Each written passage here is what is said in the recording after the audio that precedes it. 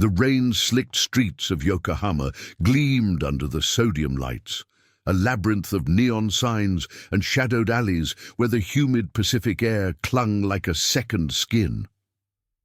In the heart of the bustling Chinatown district, the Lotus Blossom Diner hummed with the low murmur of late-night patrons, sailors nursing sake, office workers escaping the grind, and the occasional shadow from the Yakuza underbelly that never quite faded.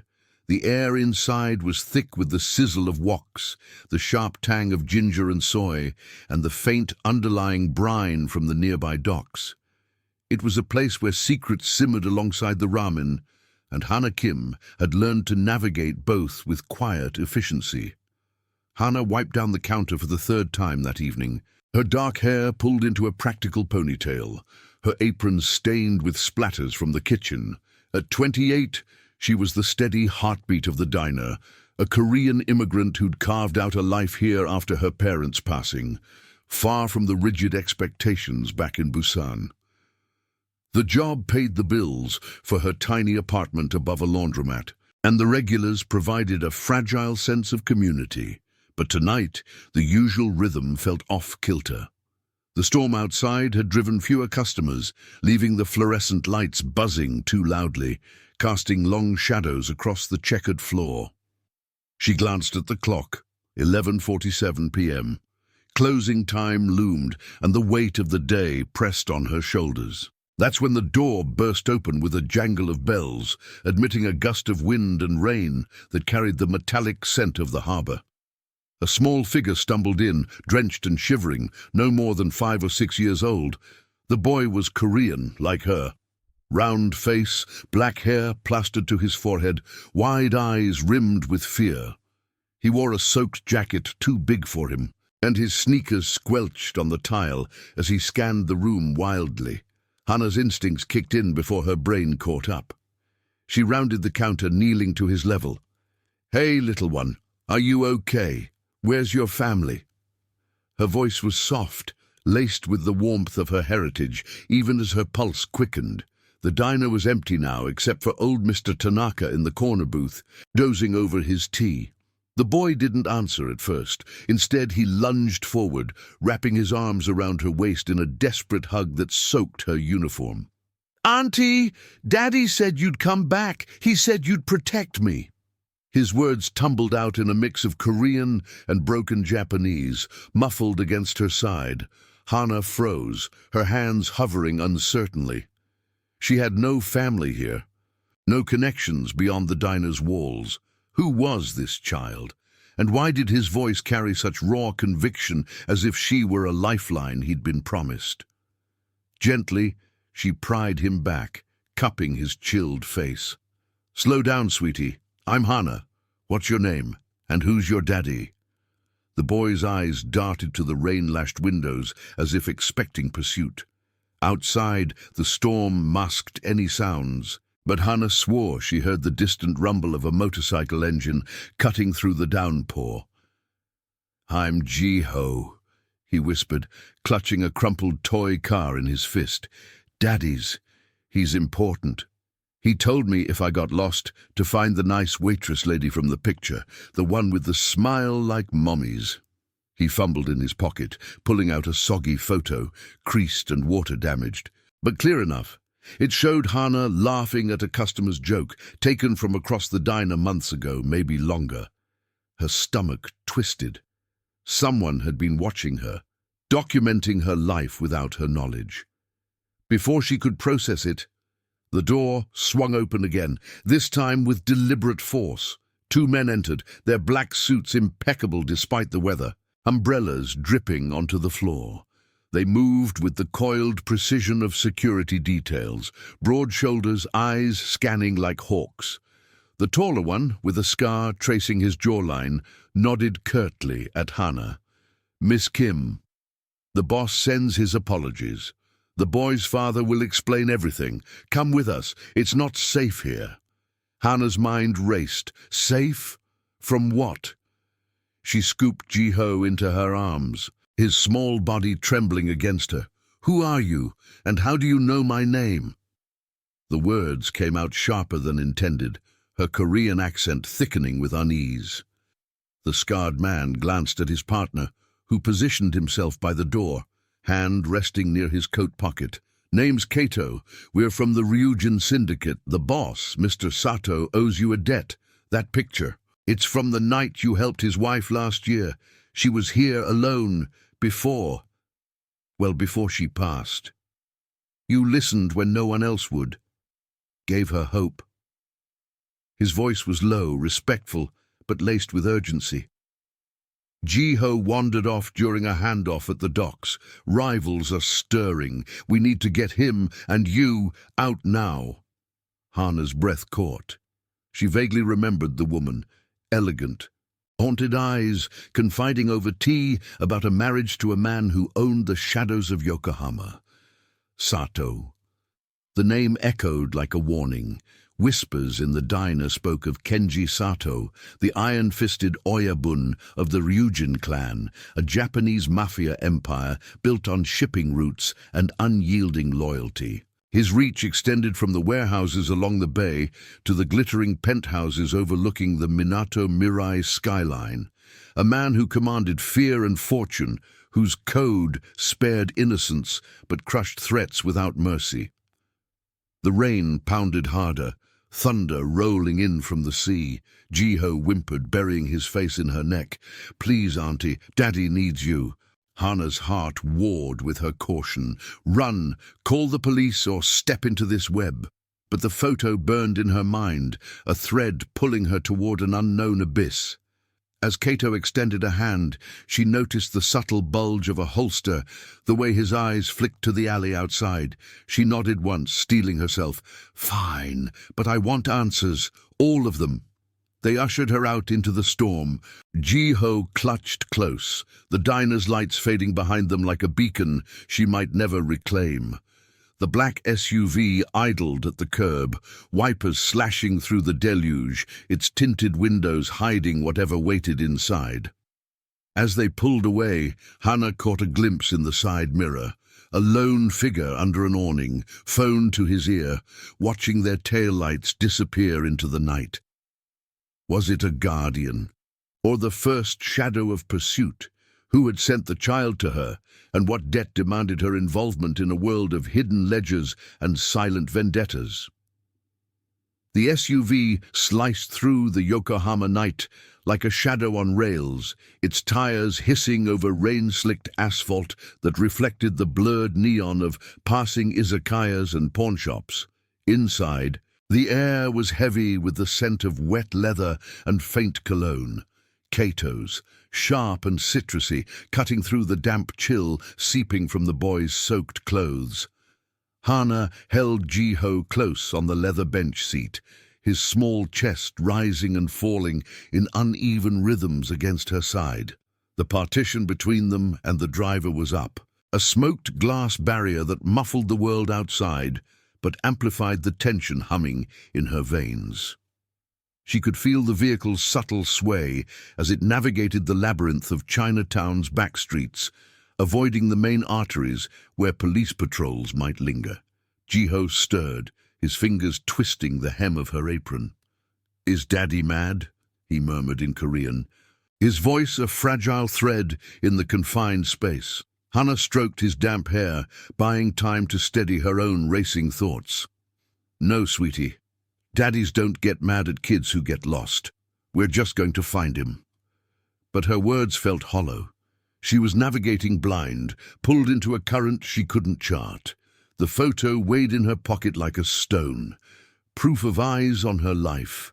Uninvited and unseen, who had captured that moment, and why frame her as some savior in their private mythology? Kato sat across from her, his scarred jaw set in a line that spoke of restrained impatience. He tapped a burner phone against his knee, the soft clicks echoing like a metronome. "The boss is at the safe house near the docks. We'll be there in 10. He's grateful, Miss Kim, more than you know." His eyes, dark and assessing, flicked to Ji-ho, then back to her. There was no menace in his tone, but the undercurrent of obligation hung thick. Grateful for what? A forgotten conversation with a dying woman?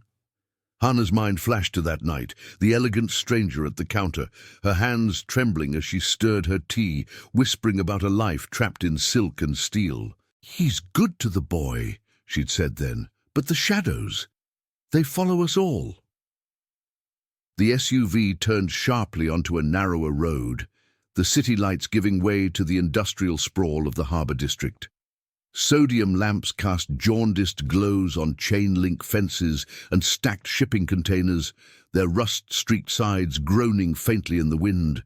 The air grew brinier, laced with diesel and salt, as the distant lap of waves against concrete pilings filtered through the vents. Hana peered through the tinted window, catching glimpses of hulking cranes silhouetted against the stormy bay, their arms frozen like skeletal sentinels. This was Ryujin territory, the syndicate's veins pulsing through Yokohama's underbelly, controlling the flow of cargo that hid everything from legal electronics to whispered contraband. A sudden jolt rocked the vehicle, and Hana's grip tightened on Jiho. "What was that?" she asked, her voice sharper than the rain. Kato leaned forward, peering out. "Pothole. Roads here's a mess after storms." But his hand slipped inside his coat, emerging with a compact pistol that he checked with practiced ease before holstering it again. The gesture was casual, almost absent-minded, but it sent a chill deeper than the night's damp.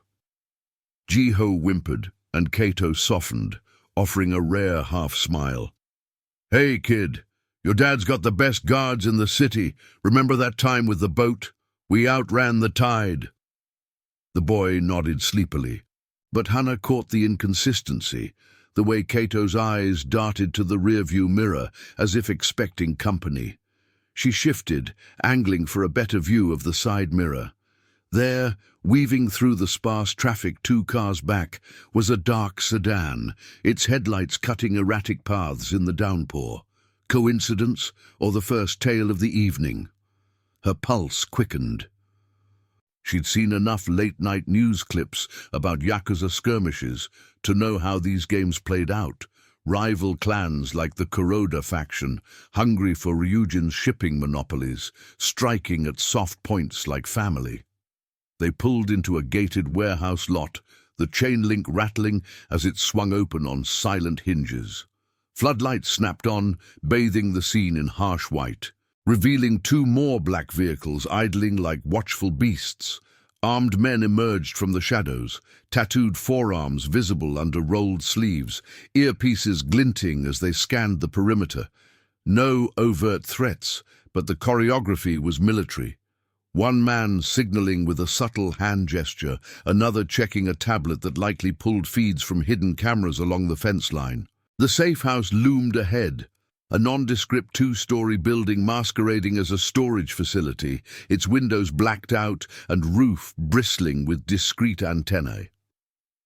Kato ushered them inside through a reinforced door that clicked shut behind them like a vault seal. The interior was a stark contrast to the diner's warmth. Cool, sterile air humming from vents, walls lined with monitors, flickering silent feeds of the docks, the streets, even the alley behind the lotus blossom. The scent of polished metal and instant coffee lingered, undercut by the faint ozone of electronics. Jiho perked up at the sight of a familiar playmat in the corner, toys scattered like forgotten normalcy. And there, rising from a leather armchair by a low table strewn with maps and ledgers, was Kenji Sato. He was not the hulking monster of rumor, but a man in his mid-40s, lean and poised, his dark suit tailored to precision. Silver threaded his temples, and his eyes, sharp, unyielding, locked onto Jiho first, softening in a way that humanized the legend. "My son," he said, voice low and resonant, crossing the room in 3 strides to scoop the boy into a fierce hug. Jiho laughed, the sound a brief spark in the tension. Sato turned to Hana, his gaze appraising but not cold. "Miss Kim, you have my eternal debt." He extended a hand, callous despite the polish, and she took it hesitantly, feeling the controlled strength in his grip. Up close, The lines around his eyes spoke of sleepless vigils, a man shaped by loss. The wife's passing still raw, judging by the subtle tension in his shoulders. "I didn't do it for debt," Hannah replied, her accent clipping the words. The boy ran in scared. Anyone would help. But even as she spoke, doubt crept in. The photo, the precise timing. This wasn't random kindness. It was a thread in a larger weave.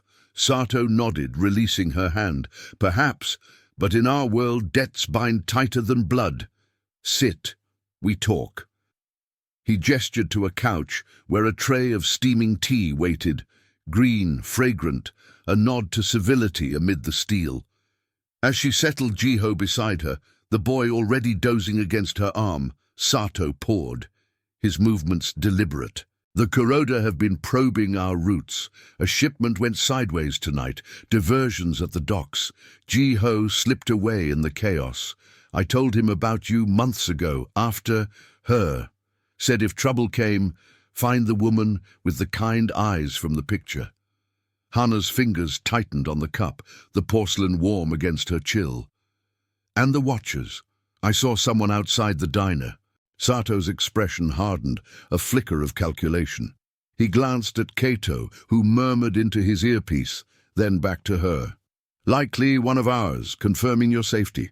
But rivals have eyes everywhere. Burner phones pinging off towers, plates swapped on unmarked vans. We'll verify." He leaned in, voice dropping. "Stay tonight. Protection until dawn. Then, if you wish, walk away. But know this. You've entered the river now. Currents pull deep." The monitors behind him glitched faintly, one feed showing the warehouse exterior, rain sheeting down, but a shadow shifting near the gate, too deliberate for wind. Kato tensed, hand to his ear. "Boss, perimeter alert. False positive." Sato's jaw clenched, but he waved it off, eyes never leaving Hannah's. As thunder rumbled again, closer now, she wondered, was the debt a shield or the hook that would drag her under? And what shadows had truly followed them from the diner into this fortified night? The safe house's monitors cast a staccato glow across Sato's face, turning his sharp features into a mosaic of blue and shadow. The glitch on the exterior feed resolved into grainy clarity, rain sluicing over the chain-link gate.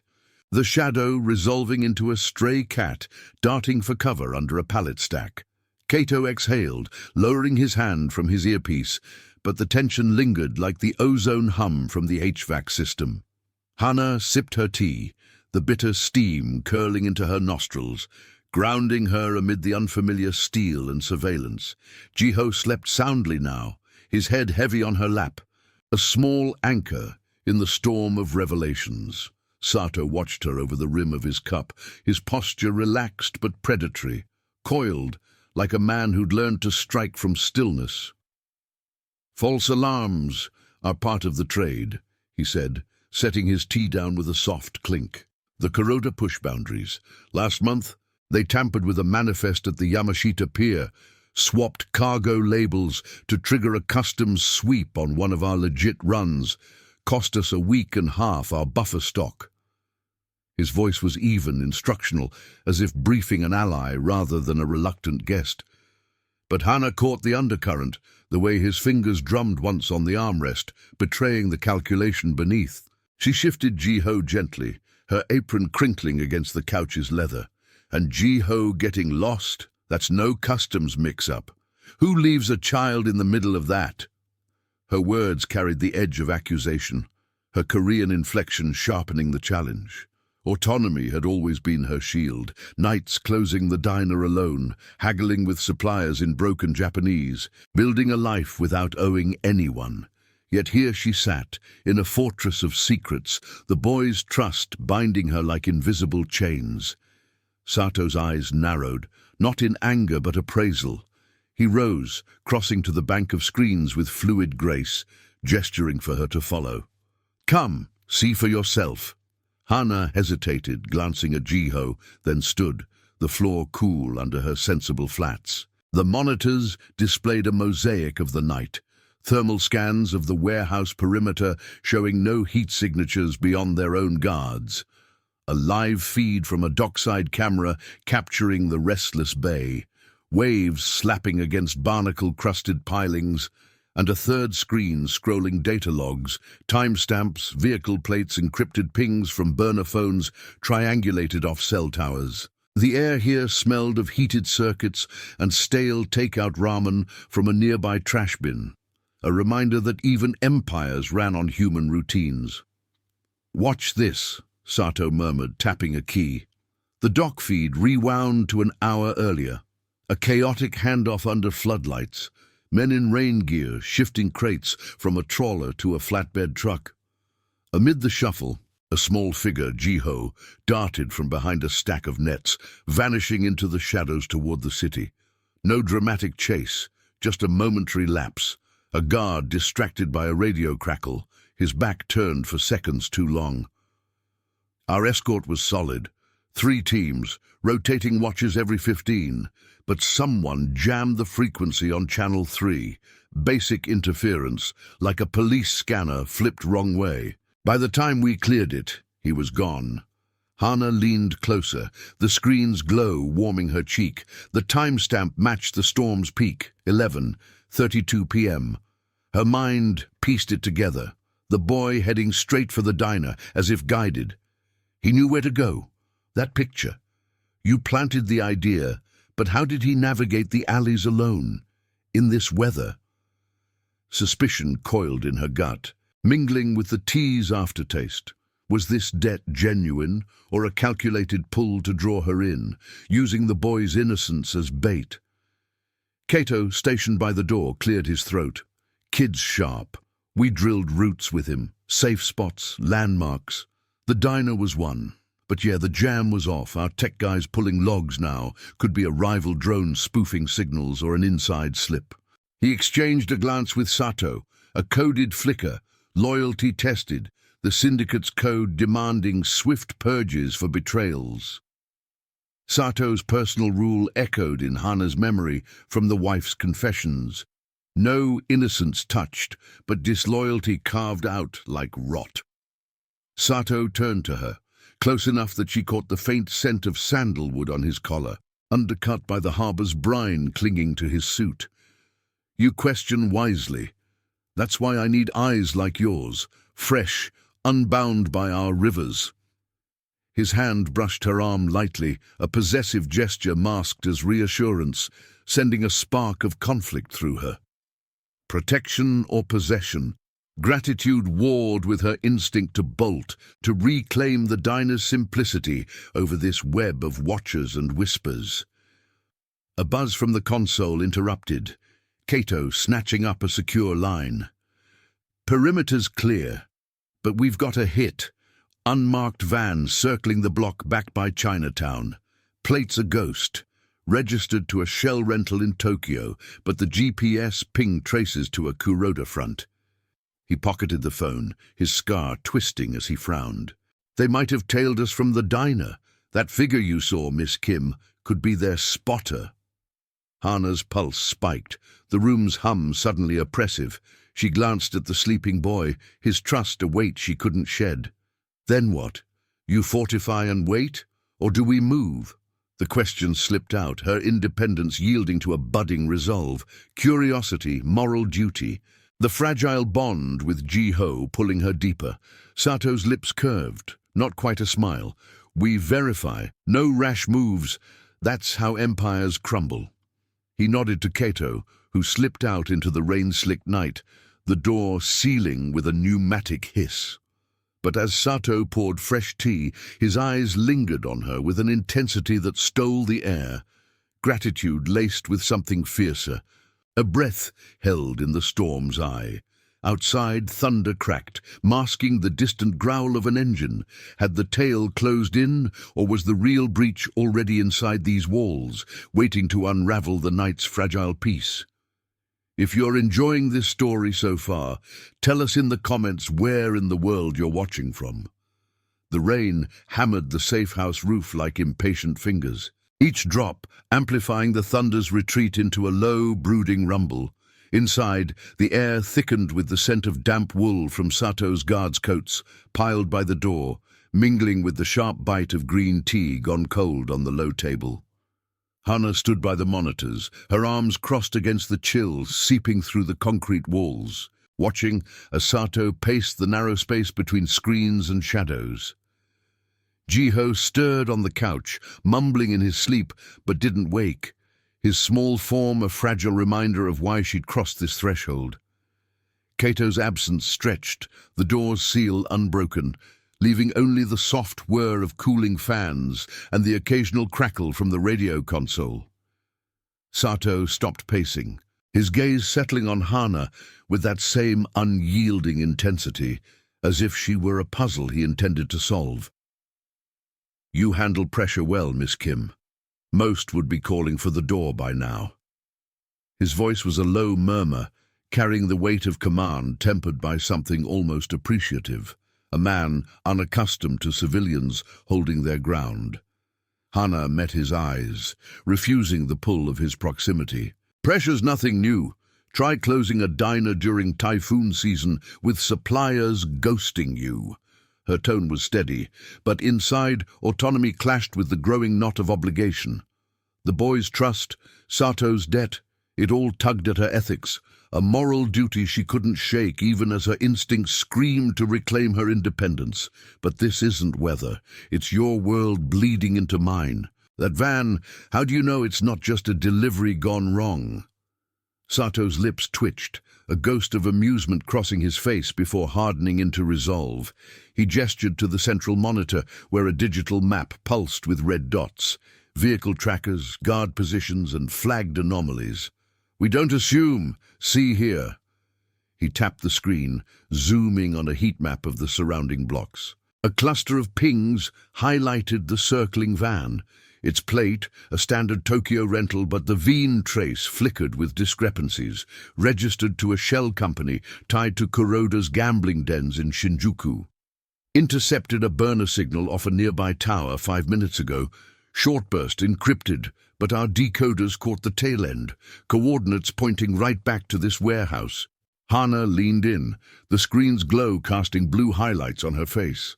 The data scrolled, timestamps aligning with their arrival, a subtle behavioral tell in the van's erratic loops, like a predator testing defenses. No high-tech wizardry, just solid logistics, cell tower triangulation, common police scanners repurposed for syndicate ears. Her mind raced, piecing the investigative thread. So they knew Jiho was here, from the docks, or the diner. The photo burned in her memory again, that unseen watcher outside the lotus blossom. Had it been Ryujin, or a rival embedding themselves in the chaos? Sato nodded, his hand lingering near hers on the console, a possessive brush that sent a conflicted shiver through her. Both, likely. The jam on our escort frequency? Human error? Or a turncoat feeding them real time? We've got rotations, guards swap every 4 hours, access codes change at dawn, but slips happen. Last year, a driver took a bribe, cost us a warehouse in Kawasaki. His voice dropped, laced with the syndicate's code. Loyalty above all, betrayal met with quiet excision, no innocents harmed but threats dismantled methodically. It was a legacy forged in loss. His wife's death, whispers said, from a rival's poison pen rather than illness, shaping a man who restrained his power with iron vows. The door hissed open then, admitting Kato with a gust of rain-scented air, his suit jacket slick and his scar livid under the lights. Water pooled at his feet, carrying the briny tang of the docks. Vans parked 2 blocks out, engine off. Drivers alone, scoping with binoculars, low-end drugstore model. No backup in sight, but I clocked a second plate ghosting parallel on Yamashita Road. Could be a relay. He shook off his umbrella, eyes flicking to the monitors for confirmation. Pulled the manifest from our last run. One of the loaders had Kuroda ink under his sleeve tat. Subtle, but off. Guy's been with us 6 months. Sato's jaw tightened, the room's tension coiling like a spring. Verify the ink. If it's a plant, we extract quietly. No mess." He turned to Hannah, his gaze softening fractionally. "This is the pull, Miss Kim. Rivers don't run straight. They carve paths through stone. Stay, and you see how we navigate. Leave, and the current might follow you home." Hannah's heart pounded. Loyalty to Ji-ho warring with her fear of entanglement. The boy's soft breathing anchored her, but Sato's world promised protection laced with possession, a future where her independence dissolved into his code. "I stay for him, not your rivers." Yet even as she spoke, curiosity edged in, the mystery of the photo and the watchers drawing her deeper. A sharp alert pierced the hum, the perimeter feed glitching again, thermal blooming at the gate.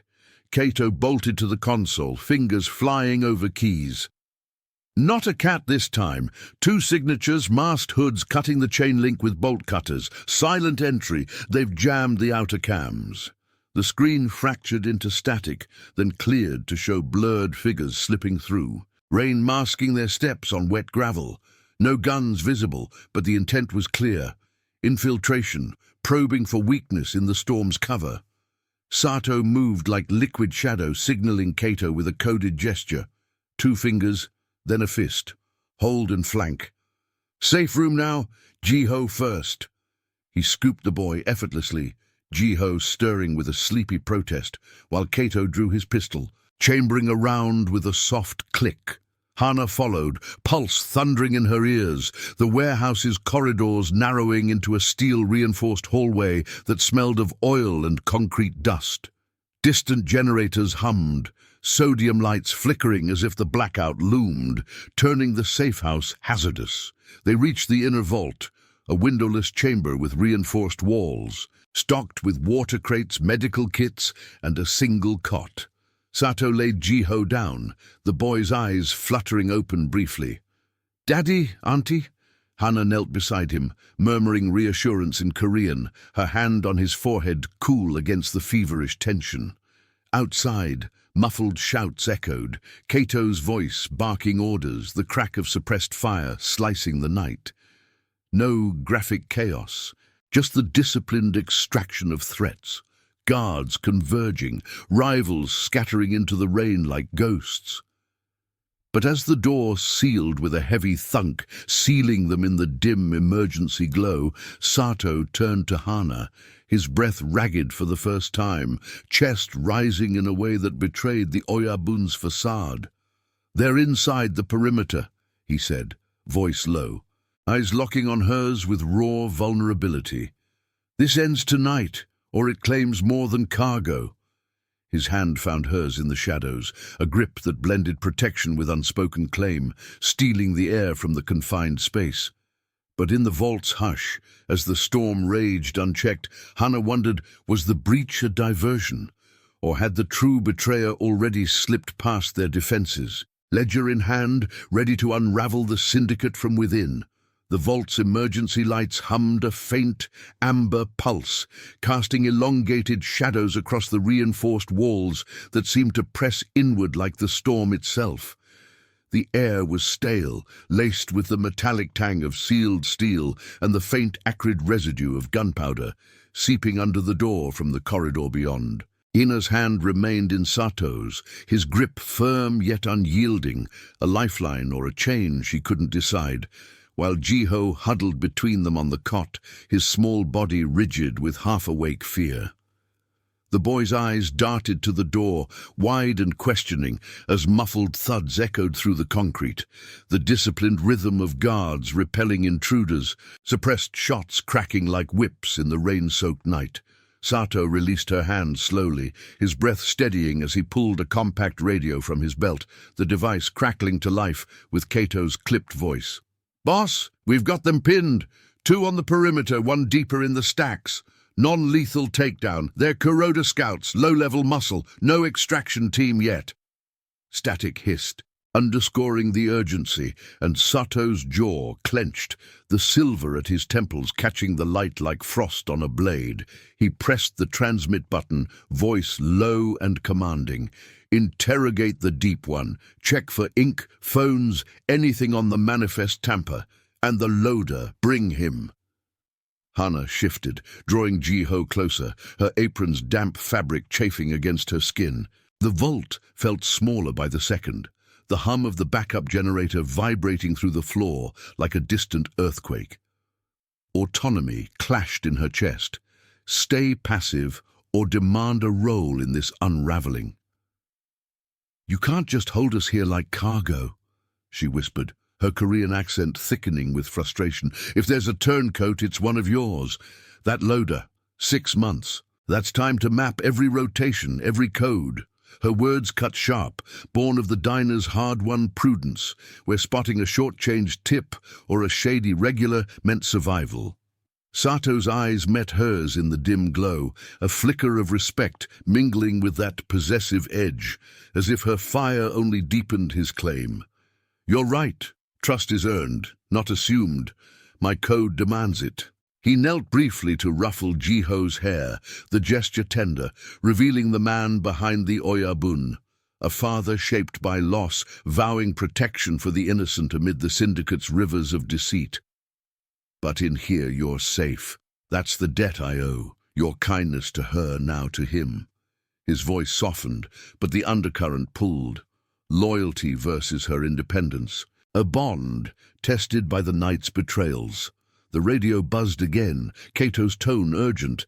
"Got the deep intruder, zip-tied in the server room. Hood off, he's one of ours, all right. Fake name, but the tat's fresh. Kuroda serpent under the Ryujin dragon. Phone's a burner, wiped, but we pulled a partial log. Pings to a safe house in Minato Mirai.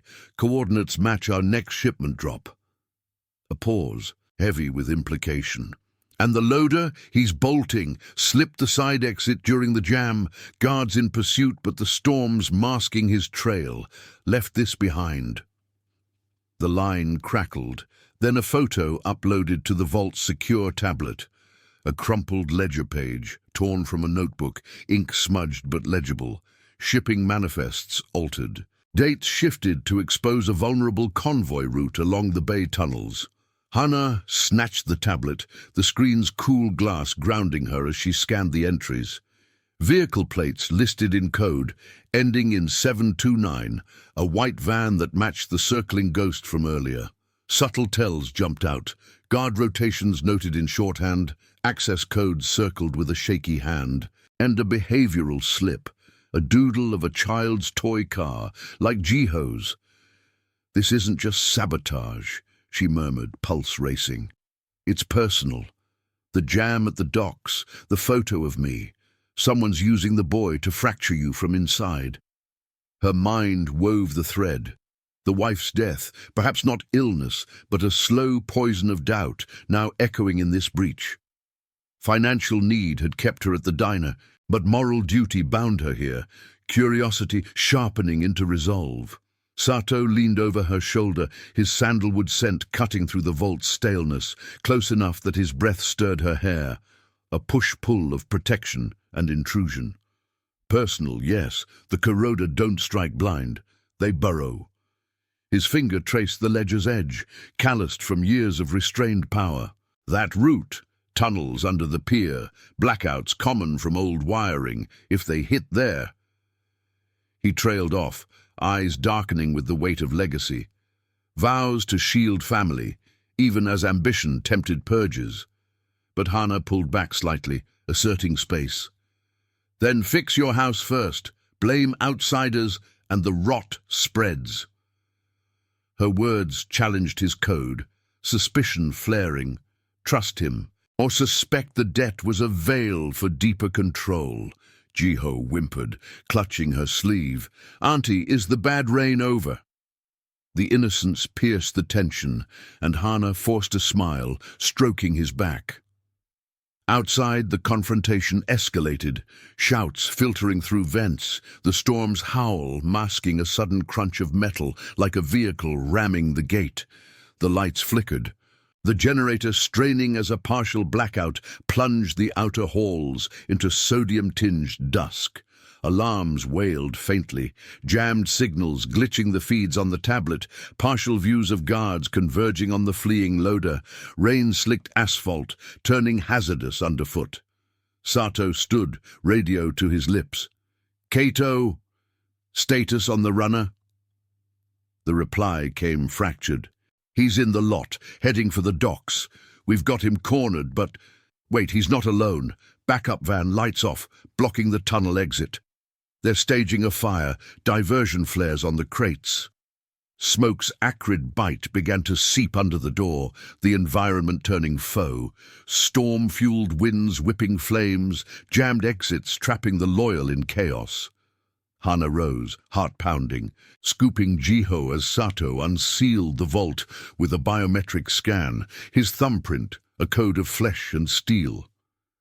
"We extract now," he said, eyes locking on hers with fierce commitment. "Together." But as they stepped into the flickering corridor, the ledger clutched in her hand. A new alert pinged, an intercepted message on the burner's ghost log, coordinates shifting to the diner's alley. Had the betrayer circled back, or was the true threat waiting in the shadows of her old life, ready to ignite it all? The corridor's emergency lights stuttered like a failing heartbeat, casting erratic pools of amber across the vault door's seal as it swung open with a hydraulic sigh. Smoke curled in from the outer halls, thin but insistent, carrying the sharp, chemical bite of ignited flares. Diversionary, not destructive, but enough to choke the air and blur the sodium lamps into hazy orbs. Sato moved first, his frame a silhouette of controlled urgency, radio clipped to his shoulder, broadcasting Kato's fractured updates. Runners pinned at the dock edge, backup vans peeling out, but we've got eyes on the tunnel mouth. Fire's contained, boss. Flares only, no real blaze. The words cut through the vault's stale confines, but Hana caught the strain, the undercurrent of human error, turning the safe house into a labyrinth of shadows.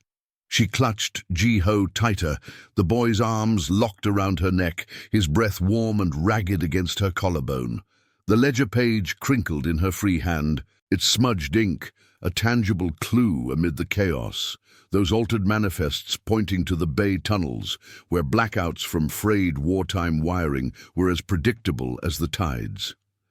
Hana's flats scraped the concrete floor, slick with tracked-in rain, as she followed Sato into the flickering passage.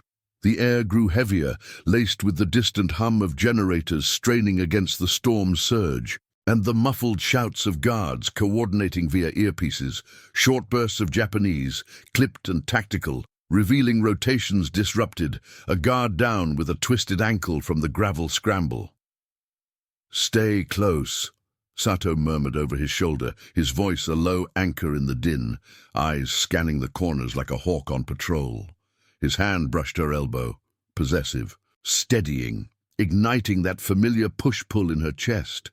His code promising protection, her independence recoiling from the claim. Legacy weighed on him. She saw it in the set of his shoulders, the vow to shield innocence like Jiho, forged in the fire of his wife's loss, now tested by this burrow of betrayal. But Hana's ethics burned brighter. She wasn't cargo to be escorted. Yet the boy's trust and the diner's fragile life tethered her here, curiosity sharpening into a reluctant alliance. They rounded a bend, the warehouse's underbelly unfolding, stacked pallets looming like silent witnesses, their wood damp and splintered from the humidity, the brine-scented air thick with diesel residue from idling trucks outside. A guard materialized from the gloom, tattooed knuckles white on his pistol grip, nodding to Sato before falling in behind them. "Loader's caught," he reported, voice hushed against the crackle of his radio. "Phone on him. Burner, same frequency as the dock jam. Logs show text to a Minato number, encrypted but partial. Asset secured, child decoy works." The words landed like stones, confirming the partial discovery. The breach wasn't random, it was orchestrated, using Jiho's lost wonder as bait to draw out vulnerabilities, fractures in the syndicate's code. Hana's pulse thrummed, piecing the thread. The photo at the diner, the circling van, now this. Decoy. They knew he'd run to me. Her question sliced the tension. accent clipping the edges as she adjusted Jiho's weight, the boy whispering, "Daddy, it smells like fire." Sato glanced back, his gaze fierce yet laced with gratitude, the air between them charged. "They exploited the debt, my words to him about you, twisted into a lure, but you've upended it, Miss Kim. Fresh eyes see what we miss." It was almost a confession, his restraint cracking, revealing the man beneath, power leashed by personal vows, ambition curbed by the fear of losing another piece of family. The group pressed on, the corridor narrowing into a service tunnel that sloped toward the docks. Concrete walls etched with old graffiti, the floor vibrating with the storm's fury above. Distant alarms wailed, jammed signals glitching overhead lights into spasms, turning the path hazardous, puddles reflecting fractured beams, loose cables snaking like traps. Kato's voice broke through the radio again. "Intruders spilling. Says the loader's been feeding manifests for months. Corroders after the tunnel route. They rigged a blackout device at the pier end, old tech from shipping scanners, to strand the convoy. No impossibilities, just credible logistics. Human turncoats leveraging institutional blind spots, rival factions timing strikes with the weather's chaos." Sato halted at a junction where the tunnel split, left to the perimeter gate, right to an emergency exit overlooking the bay. Smoke wisped thicker here, the flare's glow seeping through vents, and Hana coughed, shielding Jiho's face with her sleeve. The environment conspired against them. Wind howling through grates, rain drumming like besiegers, a sudden blackout plunging the left path into pitch, only the radio's static illuminating Sato's profile. "We go right, extract to the boathouse, guards'll cover the runner." His decision was swift, but Hana spotted the cost. Exposure, leaving the warehouse's heart vulnerable, a sacrifice to his code of no innocence lost. As they veered right, footsteps echoed from the dark behind, pursuit or ally. The guards spun, flashlight beam cutting the gloom to reveal a shadowed figure bolting from the stacks. Not the loader, but another infiltrator, hood soaked, darting with desperate speed. "Contact!" The guard barked, firing a warning shot that echoed like thunder. The crack splitting the air without graphic fallout, just the sharp scent of cordite, and the intruders stumble into the murk. Tension escalated, hearts pounding in unison, as Sato urged them forward, his free hand finding Hana's again, pulling her through the narrowing exit. They burst into the boathouse, a cavernous shelter reeking of salt water and tarred rope. Waves slapping pilings mere feet away under the storm-lashed roof. Two speedboats bobbed in the slips, engines warming with low growls, flanked by more guards signaling with coded lights, red flashes for clear, green for threats inbound. Kato appeared at the dock's edge, hauling the zip-tied loader aboard one vessel, the man's face bruised but defiant, ledger in evidence clutched under his arm. "Full confession en route," Kato called, rain sheeting off his coat. "The Minato ping, it's their ops hub. Shipping manifests rerouted to hit our convoy at dawn. But we've got the codes now. Jam their signals with our own relays." Sato nodded, lifting Ji-ho into the nearer boat, the fiberglass hull rocking gently. Hana climbed in after, the chill spray misting her skin, the ledger pressed to her chest like a shield. As the engine roared to life, cutting through the bay's chop toward a secondary safe house across the water, Sato settled beside her, the wind whipping his hair. "This night's cost us a link in the chain," he said, voice barely audible over the throttle, eyes on the receding warehouse lights. "But it forged another." His look held promise, trust amid suspicion, a future glimpsed in the shared trial. But Hannah's mind lingered on the intercepted message, the diner's alley coordinates glowing in her memory. Had the betrayer truly been the loader, or did deeper rot lurk in the syndicate's ledgers, waiting to pull them back into the storm's maw? If this tale already has you hooked, hit the like button. It helps us bring more hidden stories to light. The speedboat sliced through the bay's turbulent black, its prow bucking against waves that frothed white under the storm's relentless assault. Salt spray stung Hana's face, mingling with the diesel tang of the engine's roar as the warehouse lights shrank to distant pinpricks on the Yokohama skyline. Jiho clung to her lap, his small frame jolting with each swell, eyes squeezed shut against the chaos, while Sato stood at the helm beside the pilot, a trusted guard with salt-crusted beard and steady hands on the wheel. The wind whipped through the open cockpit, carrying the low thunder of the retreating tempest, but the real storm brewed in the ledger's secrets. Its pages now secured in a waterproof pouch at Sato's belt. Kato's boat trailed close, a shadow twin, cutting parallel wakes, ferrying the captured loader and his damning evidence. Radio static crackled over the hum. Convoys rerouted, boss. Tunnels sealed at both ends. Our relays are jamming their blackout rig. Dawn runs intact. Relief edged Kato's voice, but Hana caught the cost.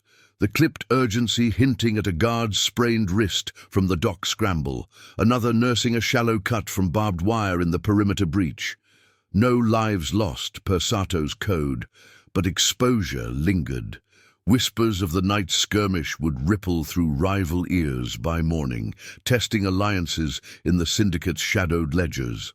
Sato turned from the helm, his suit jacket flapping like a dark wing, eyes locking on Hana with that breath-stealing intensity. "The rot stops here," he said, voice cutting through the spray like a vow. "The loader's confession ties it. The Minato hub's a Kuroda front, manifests forged to strand our shipment in the blackout zone. They'd hit the convoy, seize the cargo, pin the blame on internal leaks to fracture us." His hand rested on the pouch, fingers tracing the seal, a gesture of restrained power shaped by loss. His wife's fading whispers in the diner now echoed in Jiho's safety, demanding loyalty over ambition. Hana shifted Jiho higher, the boy's whimpers muffled against her shoulder, her own pulse a steady drum against the boat's vibration. Independence flared. This world of codes and currents wasn't hers, yet the pull was undeniable. Gratitude for the rescue morphing into trust, moral duty binding her to the fragile family before her. And the photo? The decoy plan. They targeted me to draw you out? Her question hung sharp, accent laced with suspicion, as the boathouse loomed ahead, a squat structure on the far shore, its corrugated roof rattling under residual rain, floodlights piercing the murk like accusatory eyes. Sato nodded, leaning closer against the wind's howl, his sandalwood scent a fleeting anchor. "They knew my debt to you, from her stories, leaked through a nurse at the hospital. The loader fed them details, the picture, Jiho's roots. It was meant to expose a soft point, me, hesitating for family. Vulnerability cracked his facade, the Oyabun losing his breath in the admission, silver temples gleaming wet. But Hana saw the code beneath.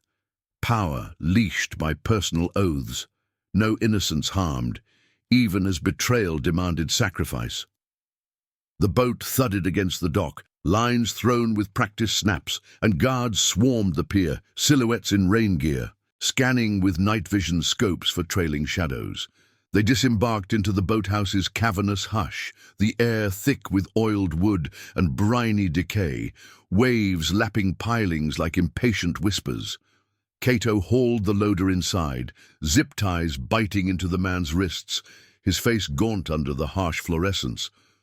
No interrogation drama, just a quiet corner table, where Sato slid the ledger page across, the smudged ink accusing under the light. "Talk!" Sato commanded, voice even, but his eyes burned with the weight of legacy. The loader slumped, sweat beading despite the chill, spilling the thread. Months of bribes from Kuroda intermediaries, burner pings coordinating the dock jam via a cheap signal booster hidden in a crate. The diner's watcher, a low-rung spotter, paid to snap the photo during a routine stakeout, twisting Sato's private grief into a weapon. Hana stood back, Jiho dozing in her arms now, the boy's trust a warm counter to the cold revelations. The threat was real, organized, not chaos, but a surgical strike exploiting human slips.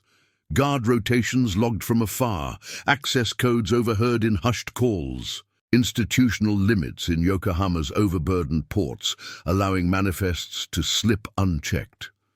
Victory came at a price.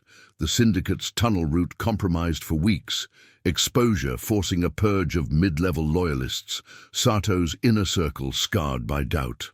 But as Kato relayed the final intercept, a Kuroda ops call aborting the dawn hit, their plans unraveled by the captured logs, Hana felt the shift. The true treasure emerging from the peril, not cargo or codes, but the forged bond, protection woven into trust.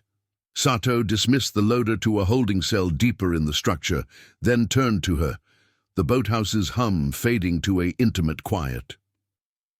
"You walked into the river and steered it," he said softly, stepping close, his hand cupping Jiho's sleeping head before meeting her gaze. "No debt now, only choice. Stay, build with us, a family, not a cage." His words carried the pledge, believable in the night's forge, autonomy yielding to chosen loyalty, suspicion dissolving into shared memory. Hana hesitated, the diner's neon a distant pull. But Jiho's even breaths and Sato's restrained strength tipped the scale, a future of guarded mansions and quiet dinners, where her ethics tempered his code. Dawn crept grey over the bay, the storm's fury spent, leaving puddles mirroring the skyline's spires.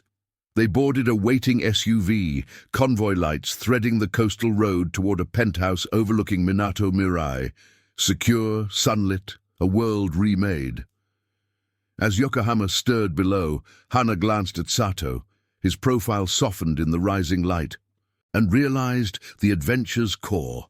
Not spoils of power, but the loyalty enduring beyond vendettas, memories etching deeper than ledgers, a found family outlasting the shadows. Subscribe to our channel for more incredible tales of loyalty, danger, and found family. See you in the next story.